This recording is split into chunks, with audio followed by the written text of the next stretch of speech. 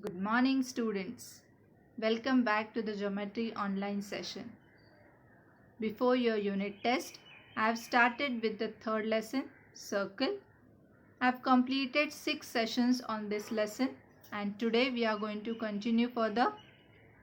So I hope you all have seen all those 6 sessions. Otherwise, you will not able to understand this session also. So let's see first whatever topics we have covered. So in this lesson, first we have seen circles passing through 1, 2 and 3 points. Then we have learned about the secant and tangent. In this topic we have seen 3 theorems. What are those 3 theorems? Yes, tangent theorem, converse of tangent theorem and tangent secant theorem. Then we have learned about the circles touching each other. After that, we have seen arcs of a circle.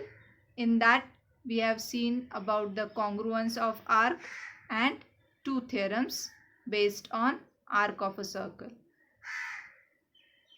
And today we are going to learn about the inscribed angle and the intercepted arcs.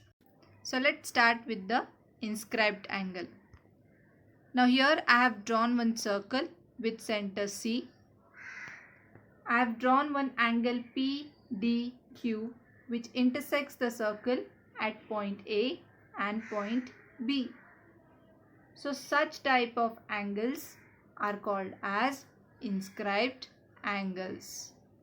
So here you can see point A and point B. These 2 points lie on the circle and they are also the ends points of this arc AB and they are present on the 2 arms of this angle. So these are the 3 conditions for the inscribed angles. So what is inscribed angle? If the vertex of the angle lie on the circle and arms of the angle intersects the circle at 2 points, then this is called as inscribed angle. I hope you all have understood what is the meaning of inscribed angle. So what we have to see first? We have to see that the vertex of this angle should lie on the circle. Similarly, the arms of the angle should intersect the circle at 2 distinct points. Then only we can say that the given angle is an inscribed angle. Now, if you observe this figure carefully, you will see that because of this angle PDQ, the circle is getting divided into 2 arcs. Which are those 2 arcs? Yes, arc AB and arc ADB. So these are the 2 arcs formed here. And we know that arc AB is the minor arc and arc ADB is the major arc, and we have learned that measure of minor arc is always equal to the measure of its central angle. Therefore, here if you draw or if you join this segment AC and segment BC, you will get here central angle as angle ACB. And measure of angle ACB is equal to measure of arc AB. Yes, now we have to find out angle PDQ. So what you can write here? This is called as inscribed angle. Therefore, angle PDQ is equal to half the measure of arc AB. And this theorem is known as inscribed angle theorem. So what we have learned here? Yes, we have learned that angle ACB is an central angle and angle PDQ is an inscribed angle. So whatever arc present in the interior of the inscribed angle, that arc is called as intercepted arc. So here, because of this inscribed angle PDQ, this arc AB is also called as intercepted arcs. So what we can say here, measure of angle PDQ is equal to half of the measure of the arc intercepted by it. That means half of measure arc AB. So let's see what is the meaning of intercepted arc. The arc of the circle that lies in the interior of the angle ABC is an intercepted arc by angle ABC, because in this figure angle ABC is an inscribed angle. Therefore, the arc which lies in the interior of this angle is called as intercepted arc. So which is the intercepted arc here? Yes, arc AC. This is called as intercepted arc. Now what you have to remember here? Intercepted arc is in the interior of the angle, and second point you should remember is both the sides of this angle should contain an end point of the arc. That means AB and BC, these are the two arms of this angle, and they should contain the end points of this arc. So such angle is called as inscribed angle, and AC is called as intercepted arc. I hope you all have understood this. What is the meaning of inscribed angle and what is the meaning of intercepted arcs? So let's see first now. Here I have given you 6 figures, and you have to observe all those figures and you have to find out the conclusion. Now in the first figure you can see angle ABC is an inscribed angle. Now how to find this is an inscribed angle? Which points you have to see?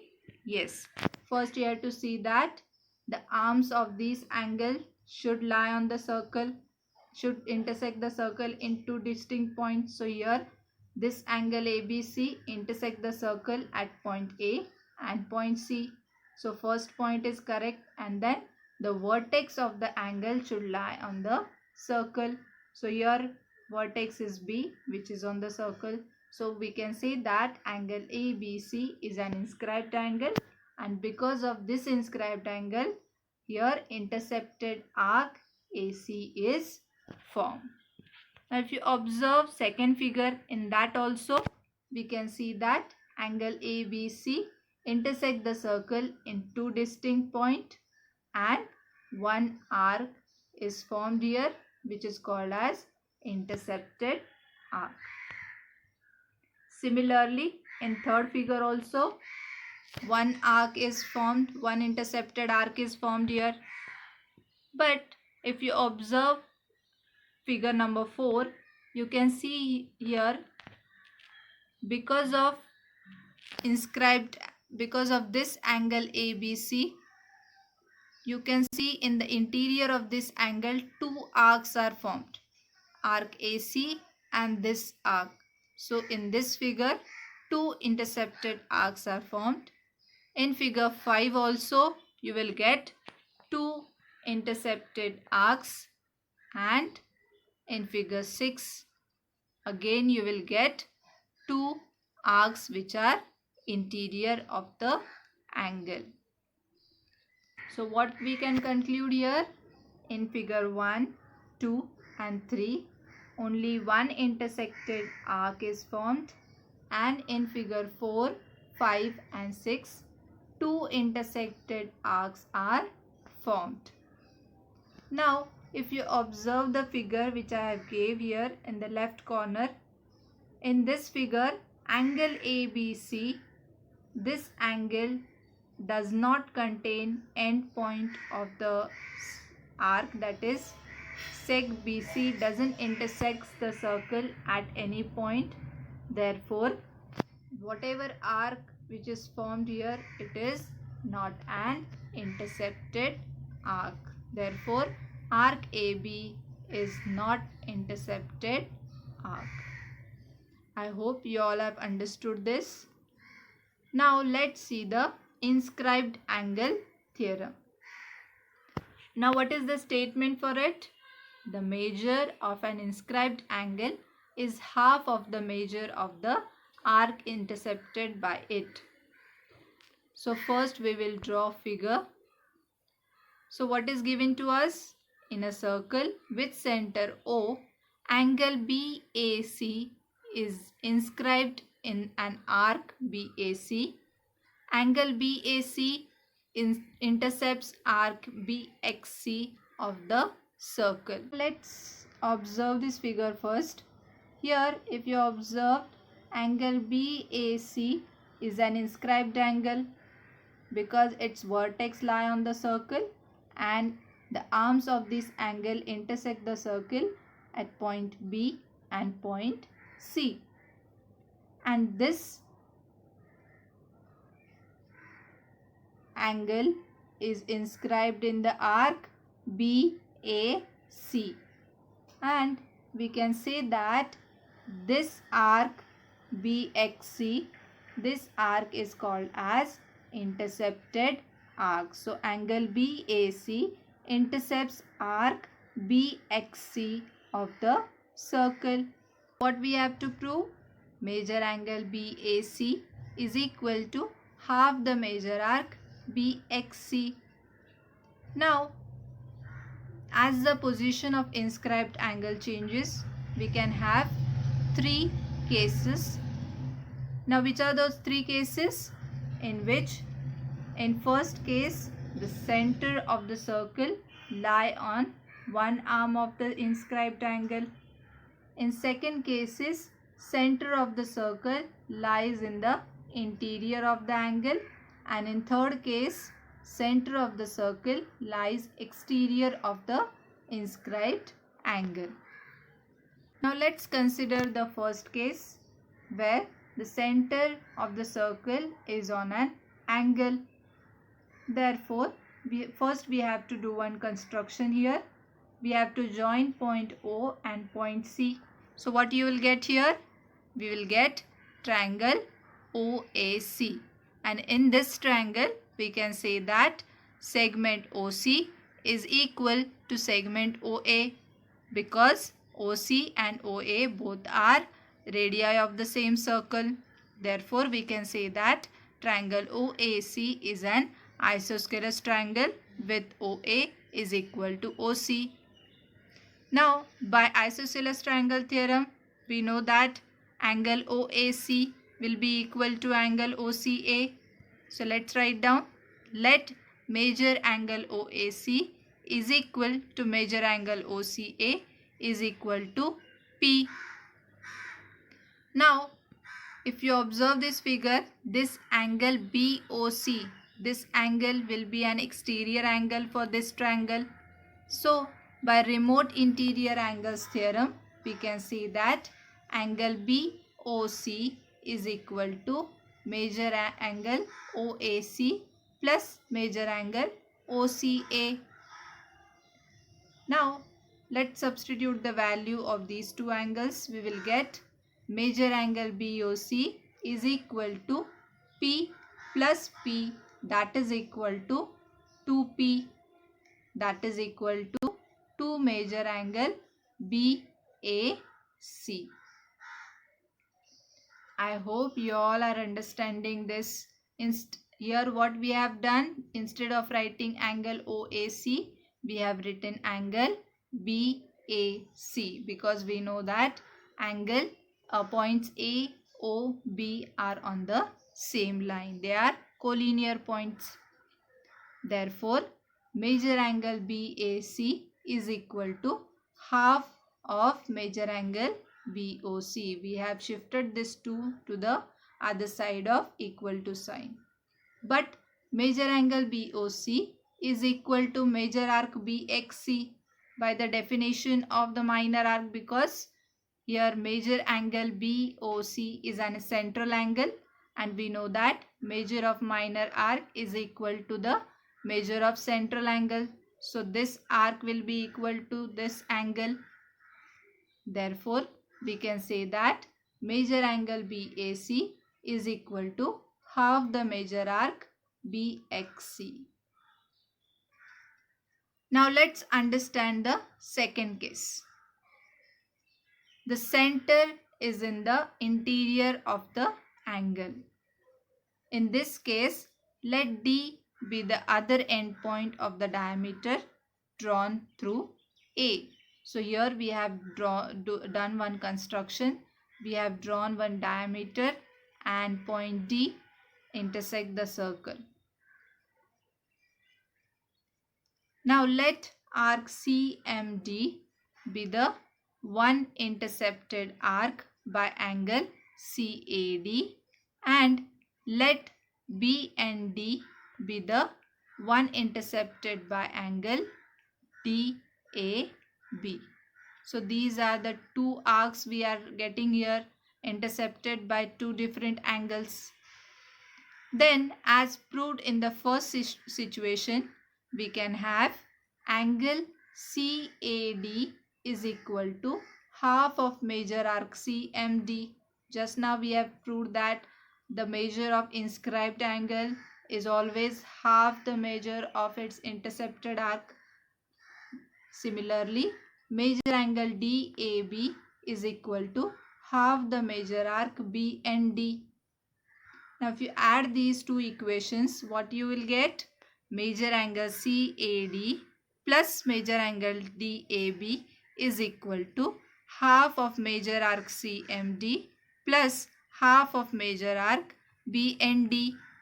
Now here angle CAD plus angle DAB we can write as angle DBAC. Similarly, major arc CMD and arc BND, these two arcs if you add, you will get arc BXC, the full arc. So we can write here major angle BAC is equal to half the major arc CMD plus major arc BND. Both the arcs we have added, and we can write here half major arc BXC. Hence we have proved. Now let's consider case 3. In this case, the center is in the exterior of the angle. So in this case, we can have center and in the exterior of the inscribed angle. So in this case, again we have to draw let D be the other end point of the diameter drawn through A. Now let arc CMD be the one intercepted by angle CAD, and let arc BND be the one intercepted by DAB. Then, as proved in the first situation, we can have major angle CAD is equal to half the major arc CMD, and major arc DAB is equal to half the major arc BND. If you subtract equation 2 from equation 1, we will get here major angle CAD is minus major angle DAB is equal to half major arc CMD minus half major arc BND. So if you subtract arc BND from arc CMD, you will get arc BXC. Therefore, major arc BAC is equal to half the major arc BXC. So we have proved this theorem. Now let's summarize whatever we have learned today. So what we have learned today? We have learned about the inscribed angle theorem. Statement was the measure of an inscribed angle is half of measure of the arc intercepted by it. Therefore, in this figure, angle ABC is an inscribed angle and arc BXC is an intercepted arc. Therefore, in circle with center O, angle BAC is inscribed in an arc BAC, and angle BAC intercepts arc BXC of the circle. Then we can have major angle BAC is equal to half major arc BXC. Now let's move on to the last part of this session, that is assignment. Here I have given you one figure and you have to answer the given questions. So first you have to write about the names of the central angle.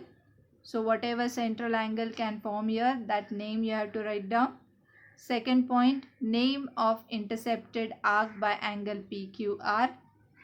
And third, you will write as name of the inscribed angle in a circle. So I hope you all have understood this session clearly. Thanks for watching this video.